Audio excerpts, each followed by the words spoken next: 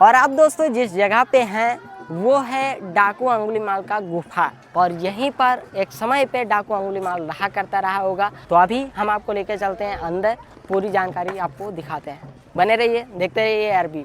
तो अभी दोस्तों हम जा रहे हैं इसके अंदर, और इसके अंदर अभी आप देख सकते हैं एक खंडर कुछ अंदर से इस प्रकार दिखता है।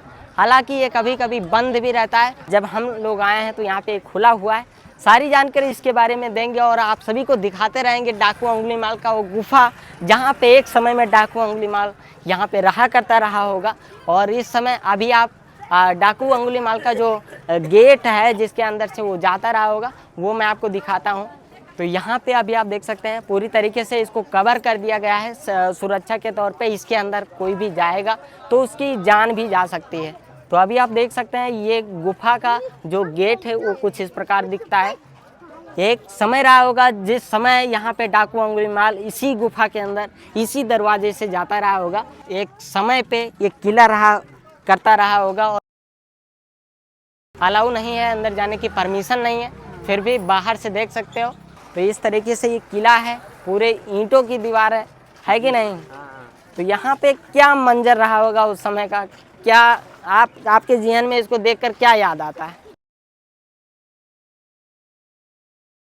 तो दोस्तों ये है गौतम बुद्ध की तपोस्थली का जो सबसे महत्वपूर्ण स्थान है। ये यहीं पर डाकू अंगुलीमाल रहा करता रहा होगा, और गौतम बुद्ध ने अपने राह पर लाने के लिए उसको एक बार जंगल में मिले थे, और उसको गलत राह से सही राह पे लाने के लिए उसको काफ़ी सारी चीज़ें गौतम बुद्ध द्वारा अंगुलीमाल डाकू को बताई गई। इतना कुख्यात डाकू, और इसके बाद में वो भगवान गौतम बुद्ध के पदचिन्हों पर चला और अपने आप को एक बौद्ध भिक्षु के रूप में माना और स्वीकार किया, और इसके बाद में वो एक सही इंसान बन गया।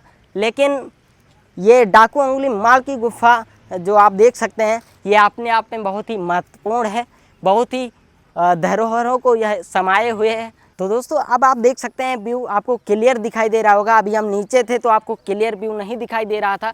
हालांकि ये अब खंडर हो चुका है, व्यू लायक है नहीं, लेकिन मैं आप सभी को जो प्राचीन ऐतिहासिक स्थल है उसको तो मैं आपको दिखा ही सकता हूँ, पुरानी चीज़ों को आपको दिखा सकता हूँ। आप मेरे पीछे जो खंडर टाइप का देख रहे हैं ये डाकू अंगुलीमाल का गुफा है।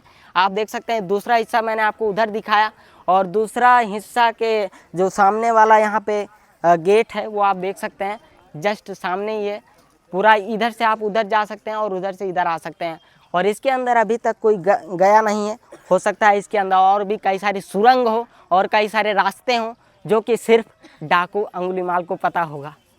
तो अभी तो डाकू अंगुलीमाल नहीं है।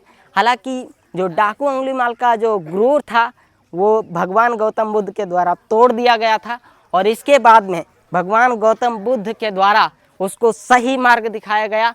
और अब जो डाकू अंगुलीमाल की यादें हैं वो भगवान गौतम बुद्ध की वजह से यहाँ पे समाई हुई हैं।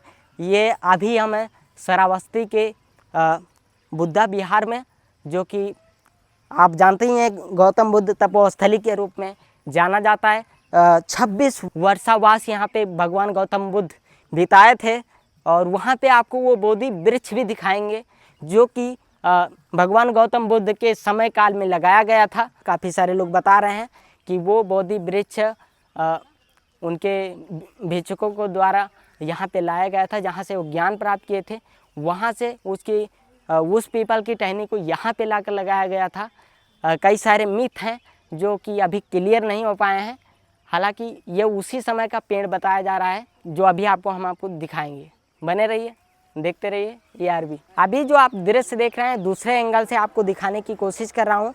मैं चाह रहा हूँ कि चारों तरफ से आपको इस गुफा का व्यू मिल पाए और सब तरफ से आपको इसकी सही जानकारी व सही तरीके से आपको व्यू मिल पाए। तो अभी आप देख सकते हैं सभी एंगल से आपको दिखाया जा रहा है कि किस तरीके से ये खंडर है और किस तरीके से अंगुलीमाल का गुफा रहा होगा उस समय पर ये अब इतने पुराने सालों से, इतने वर्षों के बाद ये पूरा खंडर में तब्दील हो चुका है। कुछ इस तरीके से है डाकू अंगुलीमाल का गुफा जो मैंने आपको दिखाया, और इसके पीछे बहुत सारी कहानी है जो मैंने आपको बताया। अंगुलीमाल ने काटा था, 999 उंगलियां कहा जाता है कि उन्होंने काट के पहन लिया था, 1000 लोगों के हाथ से उंगलियां काटकर पहनना था और 999 उंगली पहनने के बाद में वो 1000 पे पहुंचने वाले थे और उसी बीच में आ जाते हैं महात्मा गौतम बुद्ध। और इसके बाद जो हुआ वो आप सभी जानते हैं। महात्मा गौतम बुद्ध जंगलों से जा रहे होते हैं और डाकू अंगुलीमाल का इतना कुख्यात था कि पूरा नगर उससे भयभीत था, पूरा नगर उससे डरा हुआ था।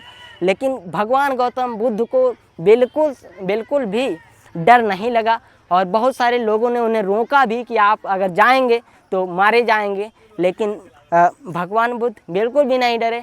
वो अपने शांत स्वभाव से जंगलों की तरफ बढ़े।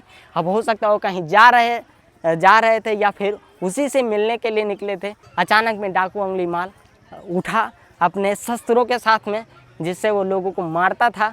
तो भगवान गौतम बुद्ध को रोका कि तुमको मुझसे डर नहीं लग रहा है। डाकू अंगुलीमाल से भगवान बुद्ध मिलते हैं तो डाकू अंगुलीमाल भगवान बुद्ध से कहता है कि क्या तुम हमसे डरे नहीं, सीधे चले जा रहे हो? तो भगवान गौतम बुद्ध ने कहा मैं तो कब का रुक गया हूँ, पर तू कब रुकेगा? तो डाकू अंगुलीमाल जो वहाँ पे और गुस्सा होता है और उनसे कई सारी वार्तालाप करता है, लेकिन वार्तालाप का कुछ फ़ायदा नहीं हुआ। भगवान गौतम बुद्ध बाद में उससे कुछ कहते हैं। क्या कहते हैं? कहते हैं तुम पहले जाओ, अगर इतना बलवान हो, इतना शक्तिशाली हो तो ये पेड़ के टहनी तोड़ कर लाओ। तो अंगुलीमाल जाता है और पेड़ से टहनी तोड़ कर लाता है।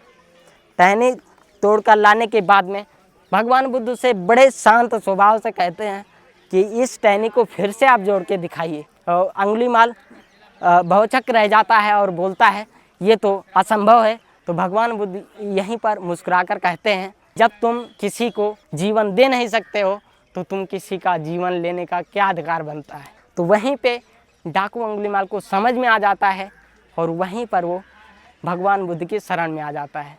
तो यही सारी कहानी है। कहानी तो बहुत लंबी चौड़ी है, लेकिन आप सभी को ये सारी कहानी इंटरनेट पर बड़ी आसानी से मिल जाएगी। मुझे बताने की ज़्यादा ज़रूरत नहीं है। तो फिलहाल आप देख सकते हैं डाकू अंगुलीमाल का गुफा। अब आप सामने देखेंगे, जस्ट सामने इसके ये राप्ती नदी है। राप्ती नदी आप सामने देख सकते हैं। जस्ट डाकू अंगुलीमाल के गुफा के सामने राप्ती नदी बहती हुई दिख जाएगी, जो कि मैंने आपको पहले ही दिखाया था। और अभी आप देख सकते हैं कितना हरा भरा मौसम यहाँ पे है। यहाँ पे कुछ इस तरीके से अभी व्यू आ रहा है। काफ़ी अच्छा मौसम है और काफ़ी ज़्यादा श्रद्धालु लोग यहाँ पे गौतम बुद्ध को मानने वाले लोग आते रहते हैं। काफ़ी ज़्यादा संख्या में भीड़ रहती है। अब मैं आपको लेकर चलता हूँ भगवान गौतम का जो सबसे प्रसिद्ध, सबसे महत्वपूर्ण स्थान है, वो है जेतवन। तो जेतवन के पास में हम आपको लेकर चलते हैं। देखते रहिए ARB। धन्यवाद।